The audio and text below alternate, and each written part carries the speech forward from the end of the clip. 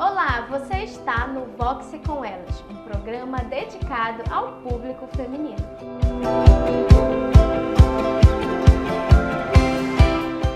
E quem está aqui conosco é a doutora Giovana. Olá, doutora, é um prazer recebê-la aqui.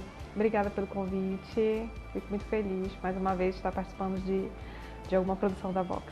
Sim, doutora, pode falar um pouco sobre sua formação? Então, eu sou cirurgiã dentista formada pela Universidade Federal do Pará, já exerço a profissão há 16 anos. Hoje eu sou especialista em ortodontia, implantodontia, cirurgia oral, patologia oral e agora iniciei a harmonização facial.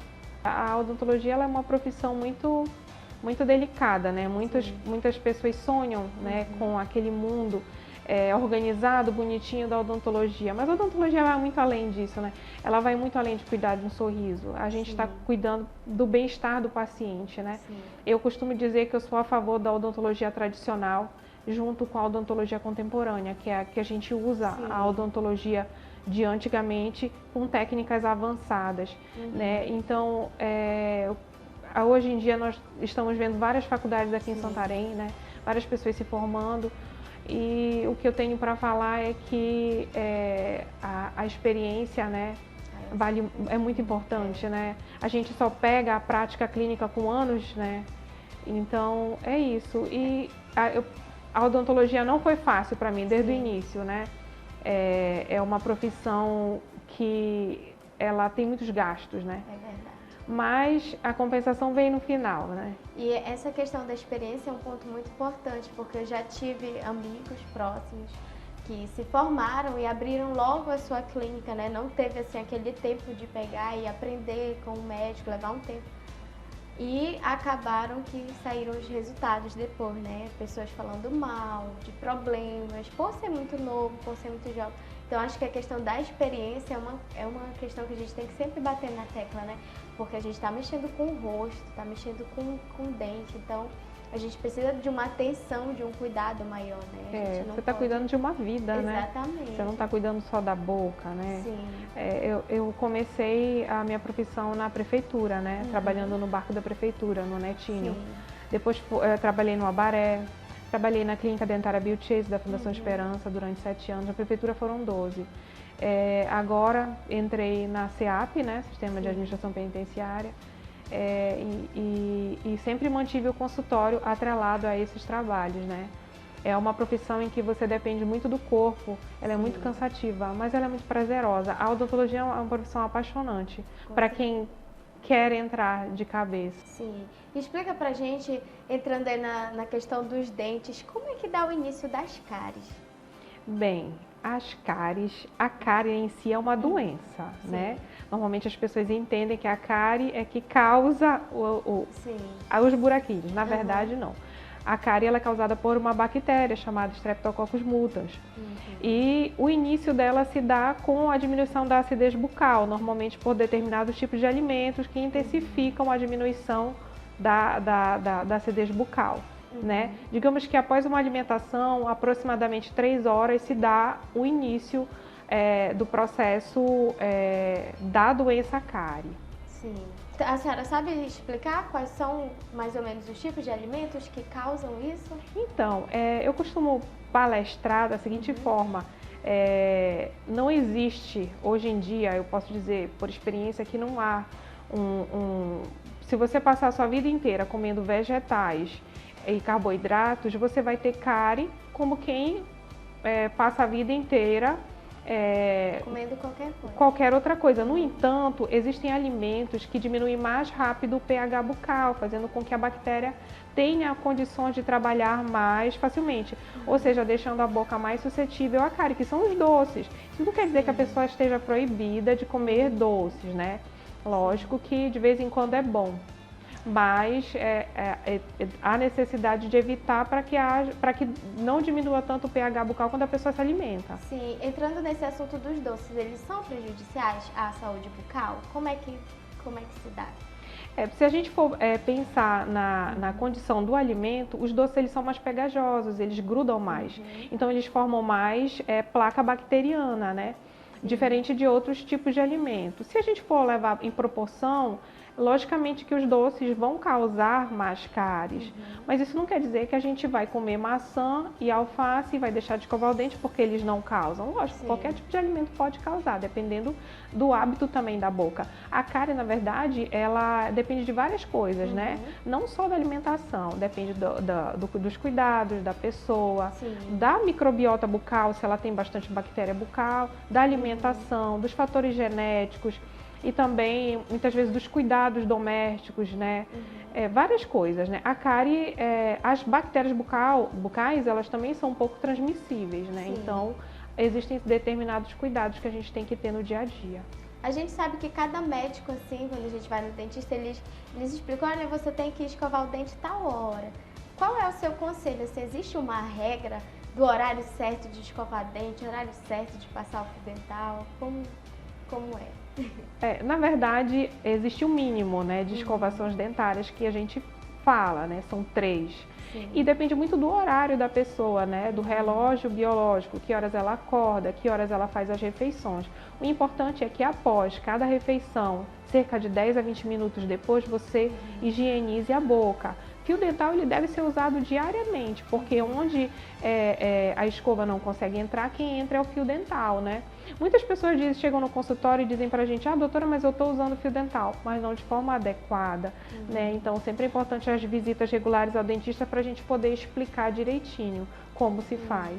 E qual é o tempo necessário de pausa que a gente deve estar sempre indo atrás do odontólogo? Também depende, né? Tem um hashtag que a gente costuma colocar na rede social, que é visite regularmente seu dentista. E a gente não deve abandonar a cadeira do dentista, porque a gente sabe que os problemas odontológicos, eles são uma escada, né? E essa escada, ela progride os problemas e progride os valores, né? Então, de 6 em 6 meses seria o ideal que o paciente que não tem tantos problemas bucais pudesse visitar o dentista, né? E anualmente para aqueles que realmente são cárie zero e não fizeram nenhum tratamento mais invasivo. Sim. E a questão do clareamento bucal, a gente sabe que a internet ela ensina vários métodos, aí tem aquelas pessoas que não querem gastar às vezes, né, investir, né, que não é um gasto, é um investimento, o nosso cuidado com a nossa boca e vai lá e vai para as receitas caseiras. É certo fazer isso? Com certeza não, né? Existem alguns procedimentos como o carvão ativado, né? E muita propaganda na internet, a gente cansa de ver. Inclusive artistas que fazem essas propagandas, inclusive também digitais influencers que fazem o clareamento caseiro, postam nas redes sociais, mas elas estão com facetas na boca. Então, não há clareamento em resina composta, ou em porcelana, ou em resina. Então, assim, o que a gente recomenda é que o paciente não faça esse tipo de clareamento, porque ele sabe que ele está abrasionando a superfície do dente e que ele vai causar futuramente outros problemas, como sensibilidade e até, quem sabe, cárie, porque deixa a superfície do esmalte mais porosa e mais frágil, né? O clareamento, ele se dá de 2 formas no consultório, clareamento a laser ou a luz, e o clareamento caseiro com a orientação do odontólogo e o material que o odontólogo vai receitar para o paciente fazer durante 15 dias. Casando esses 2 procedimentos, a gente tem um clareamento bastante legal e o paciente fica bastante satisfeito. Sim, a senhora sabe explicar de que forma o bicarbonato de sódio ele prejudica a nossa saúde bucal, afetando os nossos dentes? Eu já vi bastante postagem, né, de pacientes que colocam o bicarbonato, né, para clarear, né? É aquilo que eu lhe falei, né? Tudo que foge à regra do consultório odontológico não deve ser feito em casa, né? O bicarbonato ele não é tão agressivo quanto os outros produtos, como o carvão ativado, por exemplo, mas de certa forma há quem diga que ele clareia. No momento da escovação, todo o dente fica polido, né? Então, a impressão que dá quando a pessoa usa o carvão ativado ou usa outro tipo de material em casa é que realmente ele fica mais claro. Na verdade, ele fica riscado. O esmalte do dente, se a gente for ver a nível de microscópio, ele possui riscos. Por isso que o dentista também recomenda o uso de cerdas de escova extra macia ou macia. Da mesma forma, usando em casa um produto que vai abrasionar nem que seja um pouco, Sim. lá futuramente, se esse uso for corriqueiro, vai causar uma sensibilidade dentinária bastante grande.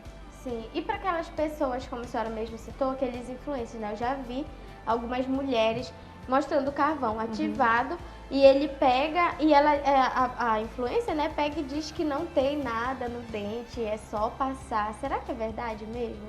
E realmente os dentes da pessoa é bem branco e diz que não tem nada, é só o carvão ali. Se for uma porcelana, um microlaminado, uma faceta resinosa, ele não vai surtir efeito, né? Porque é um material que foi colocado sobre a superfície do dente, né? Então, é uma propaganda, existem muitas propagandas enganosas, né, nas redes sociais, né? Então, vamos fazer de novo a hashtag, visite regularmente o seu dentista, peça orientação para o odontólogo, né? Sim. A única coisa que eu acho muito interessante é que, inclusive, eu estou desenvolvendo esse projeto de uso caseiro, é o fio dental sustentável. Existem formas de se usar, com orientação, lógico, do dentista, por exemplo, o fio dental em casa, fazer um fio dental caseiro com uma orientação, por exemplo, como esse projeto que eu estou te falando. Sim. A senhora pode falar um pouco mais desse projeto? Ele é feito da forma mais simples, com fios de saca de sarrapilha, passa por um processo de higienização e passa também por um processo de secagem e eles são guardados e envelopados em material de esterilização. O fio dental é um artigo, para muitas famílias, artigo de luxo e nem todas as famílias têm condições de comprar, de adquirir. Sim. E entrando no assunto agora das grávidas e os dentes, a gente sabe que mulher, depois que engravida, tem que ter o maior cuidado. Quais são os conselhos aí que a senhora dá para as mamães? Então, como no pré-natal, né, normal, né, que as mães já fazem com obstetra, os hormônios das mães estão à flor da pele, né? E são esses mesmos hormônios que interferem na gengiva, né? No periodonto da mulher, né? E na forma com que o organismo lida com essas bactérias. As mães normalmente desenvolvem gengivite gravídica, desenvolvem gengivites localizadas, possuem a sensibilidade está mais aflorada, então começam a sentir dor de dente com mais frequência. Então, o que é feito no pré-natal odontológico? Primeiramente, uma avaliação, né, para saber, fazer aquela anamnese, para saber como é que anda a saúde da paciente. E depois de limpezas, profilaxias, né, raspagens, caso seja necessário, controle, restaurações. O atendimento odontológico em grávidas, normalmente, ele se dá no segundo trimestre de gravidez, né? Primeiro e terceiro, a gente é mais cuidadoso, né? E se caso a mãezinha precisa de um atendimento mais específico, com a autorização do médico, parecer médico, a gente também pode atender no terceiro trimestre de gravidez. Sim, e o bebê, ele tem já aqui, desde que nasce, como funciona? Qual é a idade ideal para começar a ir no dentista? A idade ideal é quando começa a aparecer os dentinhos, né? Porque, na verdade, a criança precisa de um olhar de um especialista, né?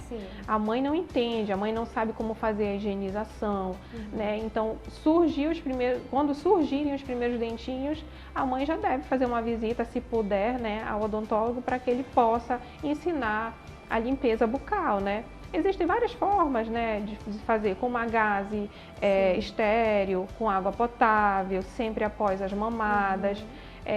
Existem hoje algumas escovinhas.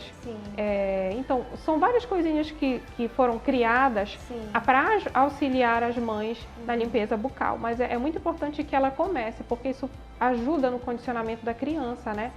As crianças que nunca foram dentistas têm um medo, né? Tem bastante medo. Então, eu acredito que fazendo um condicionamento nessas crianças seja mais fácil, elas sejam mais receptivas depois ao tratamento, caso necessitem. Sim.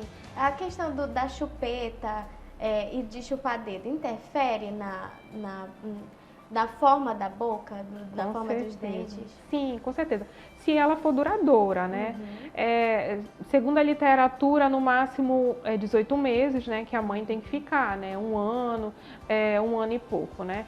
A chupeta é algo assim bastante difícil de lidar, porque a criança digamos assim, que seja uma válvula de escape da criança, né? Ela precisa de alguma coisa que a deixe com uma sensação gostosa na boca, de repente por causa de gases ou outros problemas que a criança tenha, né? E para retirar esse hábito deletério é bem complicado, né? Mas contanto que não haja uso prolongado, porque ela deforma realmente, causa mordida aberta e são problemas que só lá na frente o ortodontista vai resolver. Certo, doutora, nós estamos chegando ao final. Gostaria de agradecer a sua presença e quero que a senhora explique pra gente onde fica o seu consultório e como a gente acha vocês nas redes sociais. Então, meu consultório fica na Fernando Guilhom, tá? Rodovia Fernando Guilhom, logo passando o viaduto. E nas redes sociais é @doutora Giovana Correia, também nós temos de TikTok. E eu costumo dizer que a rede social para mim é uma brincadeira, né? É uma brincadeira de visualização, né? Porque a gente já tem 16 anos na odontologia, a gente já tem uma clientela fixa, graças a Deus. E é isso. Sim, tá bom, doutora. Muito obrigada mais uma vez. Obrigada. Espero me receber sempre mais aqui, viu? Agradecer mais uma vez a você, da Vox, pelo convite. Fico muito honrada.